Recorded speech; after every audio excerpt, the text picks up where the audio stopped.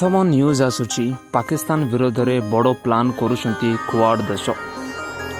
जयशंकर को बयान शुणिले कांदी पकाइबे सहवाज। वैदेशिक मंत्री डॉक्टर एस जयशंकर कहते जे ऑपरेशन सिंदूर विश्व को एक स्पष्ट वार्ता देछि जे भारत आतंकवाद विरुद्ध में कार्यानुष्ठान ग्रहण करिबो।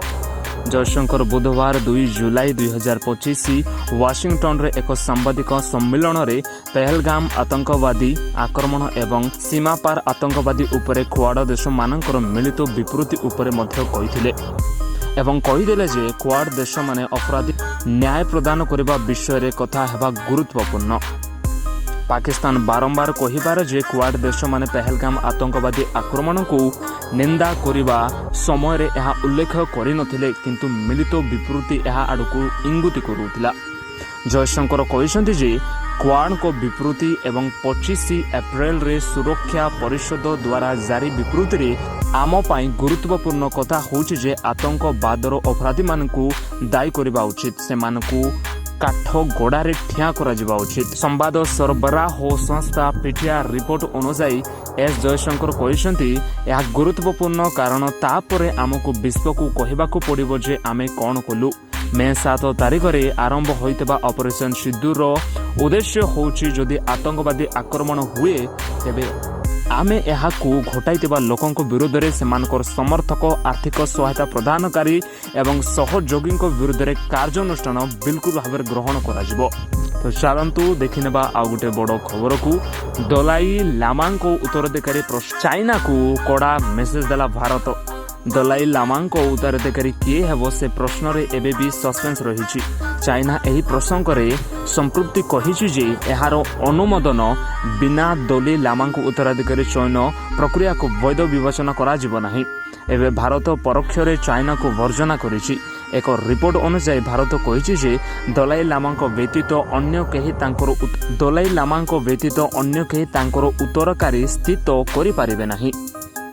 केंद्र मंत्री किरेन रिजिजू दलाई लामा उत्तराधिकारी प्रश्न करे प्रतिक्रिया देइछन्ति। से कहिछन्ति जे दलाई लामा स्थिति केवल हितोदी मानक पई नुहे बरं विश्वर समस्त अनुगामी मानक पई अत्यंत गुरुत्वपूर्ण अटे। तांकर उत्तराधिकारी स्थित करबा निष्पत्ति संपूर्ण भाबरे दलाई लामा हातरे अछि। एथिरे अन्य के हस्तक्षेप करि पारिबे नाही। चाइनार प्रतिक्रिया परे रिजिजू बयान आसुछि। दलाई लामा संपर्क में चाइना प्रतिक्रिया देइथिला। यह कहिथिला जे परवर्ती उत्तराधिकारी को तांकर अनुमोदन करने को पड़िबो। एही प्रकार चाइनार शासक कम्युनिस्ट पार्टी सहित तिब्बतीय बौद्ध मानक मध्य उत्तेजनार परिस्थिति सृष्टि होइछि।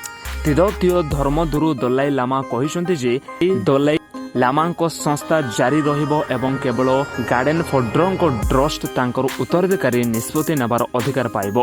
यह सहित तांको परे तांकर उत्तराधिकारी रहिबो कि नाही से संपर्क में अनिश्चिततार अंत घटाइथिले। गार्डन फॉर ड्रंक ट्रस्ट 2015 रे दलाई लामा द्वारा प्रतिष्ठित होइथिला। तो चलंतु आ गोटे खबर को देखिनेबा। भारत रे तांडव रचुछि लगाण वर्षा। अनेक स्थान रे जलबंद जीवन। लगाण वर्षा रे हिमाचल प्रदेश रो हाल बेहाल होइथिबा बेले एबे वर्षा पई मध्य प्रदेश रो राजस्थान महाराष्ट्र रो गुजरात भी वर्षार तांडव देखिबाकू मिलिछि।